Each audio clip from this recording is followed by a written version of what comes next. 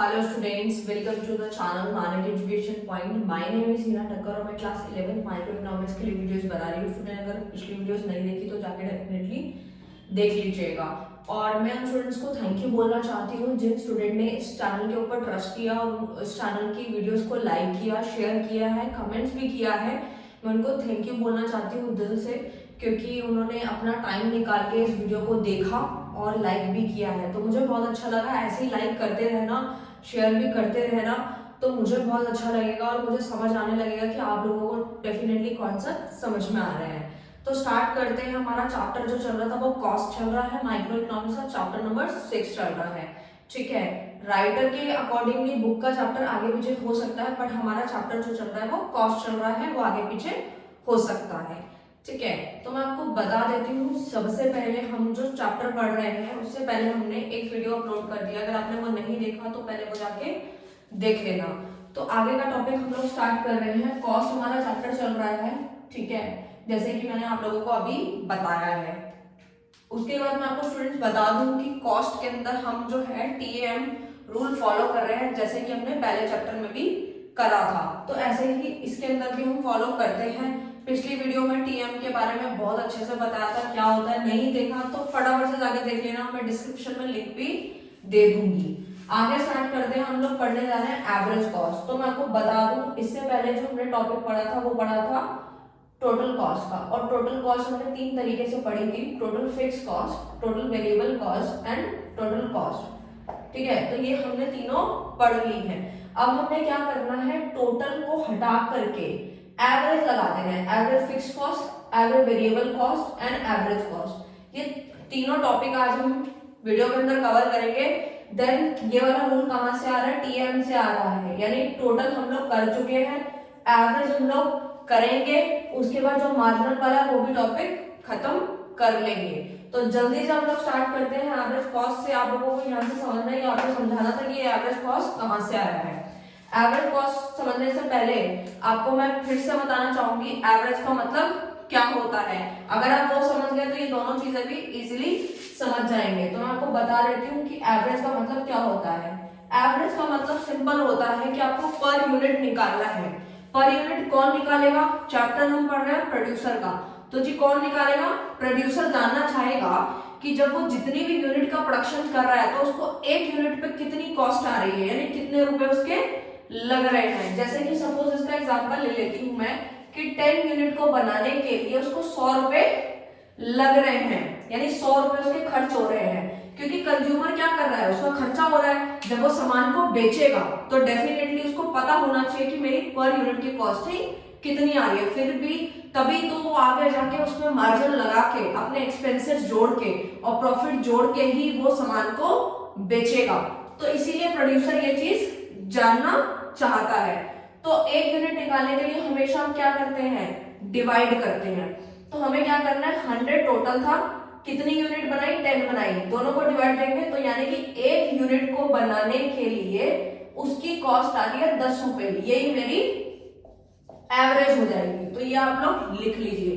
Chapter को समझाने से पहले मैं इसीलिए टॉपिक पे फोकस करती हूँ ताकि आपको बाकी चीजें भी इजीली समझ आ सके. तो आई होप आपको एवरेज समझ आ गया होगा. वैसे तो बहुत सारी वीडियोस में बताया था एवरेज का मतलब. हम जब पढ़ रहे थे एवरेज यूटिलिटी पढ़ा, एवरेज प्रोडक्ट पढ़ा, अब हम एवरेज कॉस्ट को पढ़ रहे हैं. ठीक है, तो जल्दी से डिफाइन को देख लेते हैं कि एएफसी क्या कहना चाहता है. ठीक है, हम ये वाला टॉपिक पढ़ रहे हैं.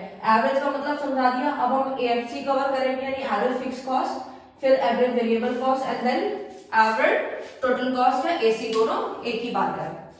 तो average fix cost refers to the per unit fix cost of production. कि प्रोडक्शन करने में, फिक्स कॉस्ट की प्रोडक्शन करने में कितनी कॉस्ट मतलब कितनी यूनिट जो है कितनी कॉस्टिंग आ रही है, तो वही हमारी एवरेज फिक्स कॉस्ट है. तो फिर से वही करेंगे, डिवाइड देंगे. इसका फॉर्मूला क्या होता है, average fix cost divided is equal to TFC divided by Q. Q का मतलब क्वांटिटी ऑफ आउटपुट.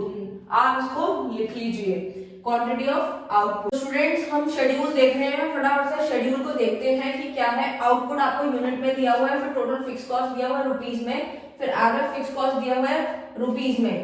निकालेंगे जो कि हम, तो यूनिट हमारे को क्या दिया हुआ है, 0 यूनिट पे टोटल फिक्स कॉस्ट कितनी है, 12 है, ये हम पहले पढ़ चुके हैं। टोटल फिक्स कॉस्ट वाला हमेशा सेम रहते हैं, आउटपुट हो ना हो जीरो उससे फर्क नहीं पड़ता। टोटल फिक्स कॉस्ट जो है हमारी आएगी। तो आउटपुट आपका 0 है, टोटल फिक्स कॉस्ट 12 है, दोनों को डिवाइड देंगे। 12 को डिवाइड दिया 0 से तो इन्फिनिटी आ गया, ठीक है। फिर आपको 12 को 1 से डिवाइड दिया 12 आ गया, 12 को 2 से डिवाइड दिया 6 आ गया। ऐसे ही आप लोगों को इसको इसके साथ जो है टोटल फिक्स कॉस्ट को आउटपुट के डिवाइड देते जाना है, तो आपके आंसर AFC निकलते जाएंगे। फिर मैंने इसका जो ग्राफ है यहाँ पे प्लॉट किया है, ठीक है, पॉइंट्स प्लॉट किए हैं, तो मेरा कुछ इस तरीके से कर्व बना है, ठीक है, डाउनवर्ड की तरफ ये बना है। तो जल्दी से इसको पढ़ लेते हैं, ये चीज आपको लिखनी भी होगी एग्जाम में। Average fix cost curve slope downward क्यों? क्योंकि AFC क्या कर रहा है, फॉल कर रहा है, कम होता जा रहा है। कैसे? पहले इन्फिनिटी, फिर 12, फिर 6, फिर 4, फिर 3, फिर 2.40 तक आ गया ये, यानी कि ये कम होता जा रहा है, ठीक है। और इंक्रीज इन आउटपुट, यानी कि अगर मैं बोलूं कि आउटपुट तो आपका बढ़ता जा रहा है, मैं साइन से समझा रही हूं आपको, और आपका एवरेज फिक्स कॉस्ट क्या हो रहा है, कम होता जा रहा है, जिसकी वजह से कर्व कैसा बन रहा है, downward. And AFC curve is a rectangular hyperbola. ये पेपर में 1 नंबर में पूछा जा सकता है कि AFC कर्व किस तरीके से बनता है, तो हम उसका आंसर है रेक्टेंगुलर हाइपरबोला, ठीक है। क्योंकि area under the curve remain same at all the points, की जो उसका एरिया है कर्व का वो रिमेन सेम ही रहेगा ऑल पॉइंट्स पे, जिसकी वजह से ये डाउनवर्ड है। आई होप आपको समझ आ गया होगा। मैंने शेड्यूल भी समझा दिया, कर्व और उसके पॉइंट्स भी आप लोगों को लिखने हैं। आप इतना भी लिख के आएंगे, अच्छी प्रेजेंटेशन देंगे, अच्छे मार्क्स आ ही जाएंगे। देन उसके बाद हम लोग कवर करते हैं एवरेज वेरिएबल कॉस्ट। हम फिक्स कॉस्ट पढ़ चुके हैं, अब हम पढ़ने जा रहे हैं वेरिएबल कॉस्ट। डिफाइन बिल्कुल सेम है, चेंज कहाँ हो रहा है जी, चेंज हो रहा है जहाँ पे फिक्स था, वहां पे हमने क्या कर दिया है, वेरिएबल कर दिया है। तो अगर आपको एवरेज फिक्स कॉस्ट की डिफाइन याद है तो वेरिएबल की याद मत करना, क्योंकि फिक्स को हटा करके ही वेरिएबल लगा देना। बस फर्क कहाँ आ रहा है दोनों की डिफाइन में, कि यहाँ पे फिक्स कॉस्ट का पर यूनिट निकाल रहे थे हम लोग, और यहाँ पे क्या करेंगे, वेरिएबल कॉस्ट। यहाँ पे किसकी कॉस्टिंग निकाली जाएगी, पर यूनिट की, वेरिएबल कॉस्ट की। तो जल्दी से देख लेते हैं फॉर्मूला। एवरेज वेरिएबल कॉस्ट का फॉर्मूला होता है TVC डिवाइडेड बाय क्वांटिटी, ठीक है, यानी कि आउटपुट होगा, क्वांटिटी ऑफ आउटपुट, मतलब जो शेड्यूल में हमें दिया हुआ है। तो फटाफट से शेड्यूल देख लेते हैं। आपका जो आउटपुट है 0 1 2 3 4 5 है, ठीक है। नहीं दिख रहा तो साथ साथ मैं बोलती जा रही हूँ, आप लोग लिखते जाना। वीडियो खत्म होने के बाद मेरा जो लेक्चर खत्म हो जाएगा, आप स्क्रीनशॉट भी ले लेना। अगर फिर भी कोई डाउट आता है आप लोगों को तो मुझे इंस्टाग्राम पे जरूर DM करना, मैं आपका रिप्लाई जरूर दूंगी। TVC आपका क्या है, 0 6 10 15 24 35। एवरेज वेरिएबल कॉस्ट रुपीज में निकाल रहे हैं, टोटल वेरिएबल कॉस्ट भी रुपीज में है, आउटपुट आपका यूनिट्स में है, तो ये भी जरूर लिख लेना, इसके भी मार्क्स कट सकते हैं, ठीक है। तो एवरेज वेरिएबल कॉस्ट हम कैसे निकाल रहे हैं, TVC को डिवाइड देना आउटपुट से, ठीक है। पहले वाले में हम किससे डिवाइड दे रहे थे, टोटल फिक्स कॉस्ट को आउटपुट से दे रहे थे, यहाँ पे टोटल वेरिएबल कॉस्ट को आउटपुट से देना है। सेम आउटपुट से ही आप लोगों को डिवाइड देना है। बस फर्क कहाँ आ रहा है, वहां टोटल फिक्स कॉस्ट को आउटपुट से डिवाइड दे रहे थे, यहाँ पे टोटल वेरिएबल कॉस्ट को आउटपुट से डिवाइड दे रहे हैं, तो आपका एवरेज वेरिएबल कॉस्ट निकल जाएगा। जैसे कि डिवाइड दिया, 0 को 0 से ऊपर पता नहीं है, डैश आ गया, 6 को 1 से करेंगे तो 1 आ गया, सॉरी 6 आ गया, 6 को अगर 1 से डिवाइड करेंगे तो 6 आ जाएगा, 10 को 2 से डिवाइड देंगे तो 5 आ जाएगा, 15 को 3 से डिवाइड देंगे तो 5 आ जाएगा। तो ऐसे ही आप लोग इसको डिवाइड देते रहिएगा, तो आपका एवरेज वेरिएबल कॉस्ट रुपीज में निकल जाएगा। आपको ये शेड्यूल समझ आ गया होगा। जल्दी से कर्व देख लेते हैं कि इसकी शेप कैसी बनी है, ठीक है। मैंने पहले से बना दिया था ताकि आप लोगों का टाइम बच सके, क्योंकि मैंने काफी बार बताया था जो ग्राफ है, मतलब कर्व है, वो बनाना मुश्किल नहीं है, वो भी मैंने आपको समझाया था। अगर आपको फिर भी नहीं समझ आया तो मुझे जरूर DM करना, कमेंट्स कर देना, मैं जरूर एक वीडियो इसके ऊपर बना दूंगी कि शेड्यूल से कर्व प्रॉपर कैसे प्लॉट किया जाता है। तो ये जो ये कर्व है कुछ ऐसे तरीके से बन रहा है, तो यानी कि ABC curve is U shape. आप देख रहे हैं कुछ U शेप का ये हमें दिखाई दे रहा है जी। ऐसा क्यों है, एवरेज वेरिएबल कॉस्ट का जो कर्व है वो इस तरीके से यू शेप इसलिए है क्योंकि हम देख रहे हैं पहले तो वो फॉल कर रहा है, पहले वो फॉल कर रहा है, फिर कांस्टेंट हो रहा है, फिर राइजिंग यानी कि बढ़ रहा है। इसका रीजन क्या था, आप लोगों को पिछली वीडियो में भी बहुत बार बताया है। इसका रीजन है लॉ ऑफ वेरिएबल प्रपोर्शन, तभी मैंने आप लोगों के लिए शॉर्ट में लिखा है LVP, law of variable proportion की वजह से ही ये यू शेप है, ठीक है। यानी कि पहले फॉल होता है, फिर कांस्टेंट, फिर राइजिंग। जब भी आप यू शेप के बारे में पढ़ते हैं, काफी बार पढ़ते हैं, तो उसका रीजन क्या होता है, law of variable proportion. I hope आपको ये टॉपिक समझ आ गया होगा। उसका टॉपिक अब जो ये हमारा जो एवरेज टोटल कॉस्ट बचा है, फटाफट से वो देख लेते हैं अभी थोड़ी देर में। उसके बाद ये जो है टॉपिक खत्म हो जाएगा, फिर मार्जिनल कॉस्ट बचेगा और फटाफट से चैप्टर को हम खत्म करेंगे। रिवीजन करते रहिए और नोट्स बनाते रहिए। जल्दी से पहले आप लोग इसका स्क्रीनशॉट ले लीजिए।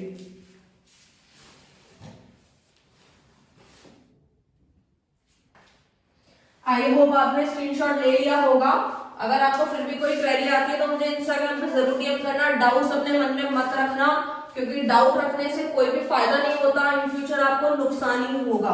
तो प्लीज अपना नुकसान मत करना, ठीक है। डाउट्स पूछ लेना, ठीक है। अभी टॉपिक आगे का टॉपिक अभी थोड़ी देर में देखते हैं। हम लोग एवरेज फिक्स कॉस्ट कवर कर चुके हैं, एवरेज वेरिएबल कॉस्ट भी कवर कर चुके हैं। फटाफट से हम लोग जो है एवरेज टोटल कॉस्ट देख लेते हैं। अगला टॉपिक है हमारा एवरेज टोटल कॉस्ट और एवरेज कॉस्ट, दोनों एक ही बात है, ठीक है। एटीसी एंड एसी दोनों एक ही चीजें हैं, ठीक है। तो जल्दी से इसके डिफाइन को कवर कर लेते हैं। क्या है, AC refers to the per unit cost of production, यानी कि टोटल प्रोडक्शन करने में पर यूनिट कॉस्ट कितनी आ रही है, तो वही हमारी एवरेज टोटल कॉस्ट हो जाएगी। तो फॉर्मूला क्या होगा इसका, लिख लीजिए। दो फॉर्मूले लिखे हैं मैंने आप लोगों के लिए। एवरेज कॉस्ट का ये फॉर्मूला है, टीसी अपॉन में क्वांटिटी ऑफ आउटपुट लिखना है आपको, डिवाइड देना है, और उसके बाद है एवरेज कॉस्ट का फॉर्मूला है एवरेज फिक्स कॉस्ट को और वेरिएबल कॉस्ट, जो दोनों हमने पढ़ी है अभी, उन दोनों को ऐड कर देंगे तो वो एवरेज कॉस्ट निकल जाएगा। और वैसे भी टोटल कैसे निकलेगा, फिक्स और वेरिएबल दोनों को ऐड करेंगे तो टोटल निकल जाएगा। तो जल्दी से हम इसका शेड्यूल देख लेते हैं। आउटपुट क्या दिया हुआ है, 0 1 2 3 4 5। एवरेज फिक्स कॉस्ट जो है हमने अभी निकाली थी, एवरेज वेरिएबल कॉस्ट भी अभी निकाली थी, दोनों को ऐड कर देते हैं तो एवरेज कॉस्ट निकल जाएगी। तो फटाफट से देख लेते हैं। पहला वाला डैश है 12 + 6 18 हो जाएगा, 6 + 5 11। तो ऐसे ही हम लोग ऐड करते जाएंगे और एवरेज कॉस्ट निकल जाएगी।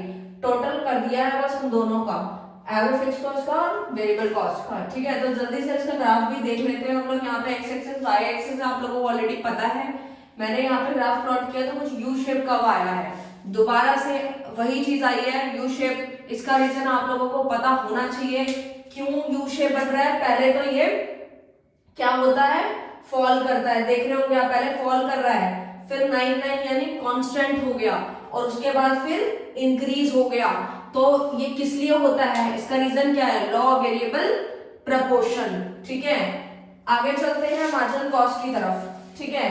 तो मार्जिनल कॉस्ट क्या होता है हम समझ लेते हैं। हमने टोटल कॉस्ट कवर कर लिया, एवरेज कॉस्ट को खत्म कर लिया, जल्दी से मार्जिनल कॉस्ट को खत्म करते हैं। मार्जिनल का मतलब पहले समझ लेते हैं, उसके बाद मार्जिनल कॉस्ट समझना बहुत आसान हो जाएगा। तो मैं आपको छोटा सा एग्जांपल यहाँ पे दे देती हूँ कि मार्जिनल कॉस्ट क्या होता है। देखो, मार्जिनल का मतलब हम बहुत सारे चैप्टर्स में पढ़ चुके हैं। मार्जिनल का मतलब होता है extra, additional.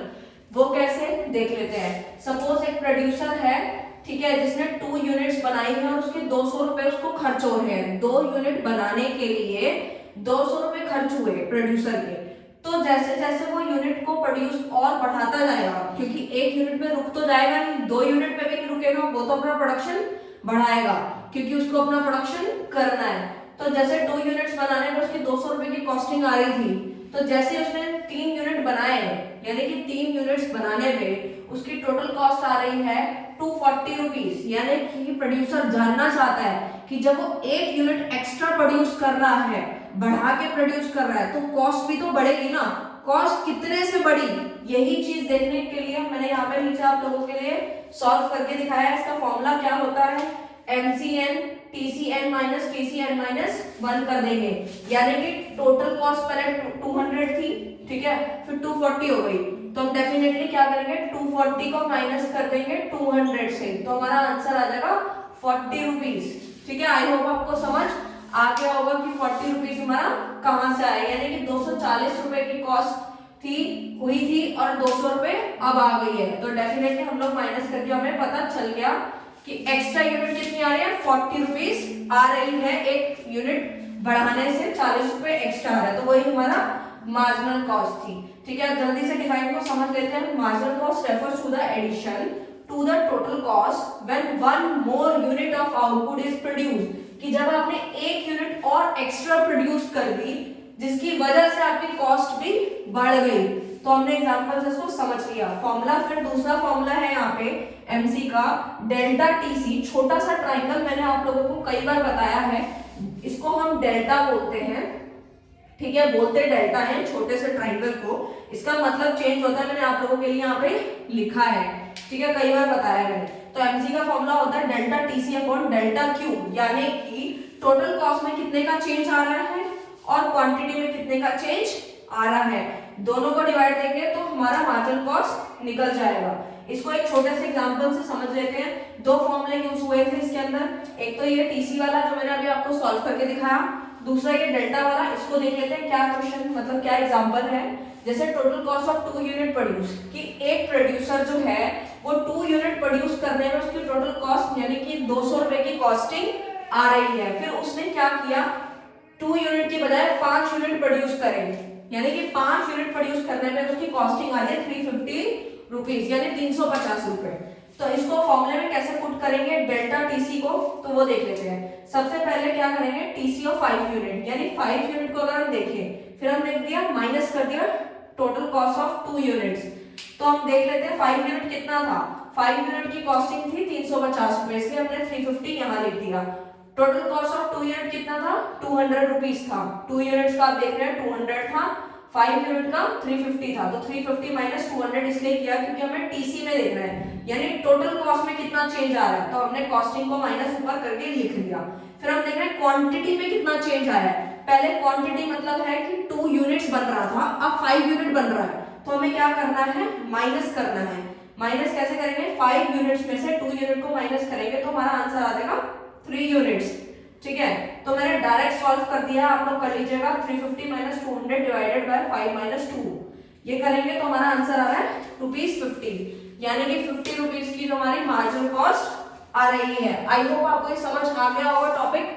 Marginal cost, average cost, total cost सब समझा दिया है, नोट्स बनाते रहना। ठीक है, डाउट आए तो जरूर पूछना। तो स्टूडेंट, मार्जिनल कॉस्ट जो हम समझ रहे हैं कि मार्जिनल कॉस्ट क्या होता है। मार्जिनल कॉस्ट होता है MC refers to the addition to the total cost when one more unit of output is produced, यानी कि मार्जिनल का मतलब एक एक्स्ट्रा यूनिट, ठीक है, एडिशन यूनिट कह सकते हैं इसको, एडिशन वो हमारा मार्जिनल होता है। ठीक है, हम मार्जिनल यूटिलिटी भी पढ़ चुके हैं, मार्जिनल प्रोडक्ट भी पढ़ चुके हैं, अब हम मार्जिनल कॉस्ट पढ़ रहे हैं।